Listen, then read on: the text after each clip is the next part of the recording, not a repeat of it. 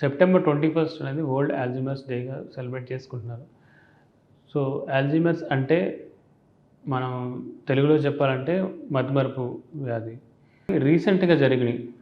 నిన్న నీకొకటి చెప్పాను నీకు గుర్తుందా అంటే వాళ్ళకి గుర్తుండదు. ఈరోజు బ్రేక్‌ఫాస్ట్ ఏం తిన్నదో నీకు గుర్తున్నదా అంటే గుర్తుండదు. సో, ఈ విధంగా స్టార్ట్ అయ్యి గ్రాడ్యువల్‌గా మనకి వేరే లక్షణాలు అంటే కోపం రావడం గానీ, బిహేవియరల్ చేంజెస్ అంటాం. లేకుంటే రోజు వ్యవహారాలు, activities of daily living like తినడము, స్నానం చేసుకోవడము, డ్రెస్ చేసుకోవడం, షర్ట్ వేసుకొని బటన్స్ పెట్టుకోవడం. ఇలాంటి సింప్టమ్స్ కూడా గ్రాడ్యువల్‌గా డిసీజ్ ప్రోగ్రెస్ అయ్యే కొద్దీ మనం చూస్తుంటాం. సో, ఇది యూజువల్‌గా ఎల్డర్లీ పీపుల్‌లో వస్తుంది. Like around more than 60 years age ఉన్న వాళ్ళకే వస్తుంది.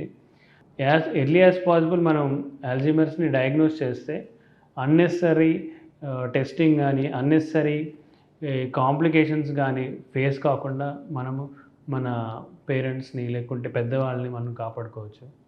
Thank you.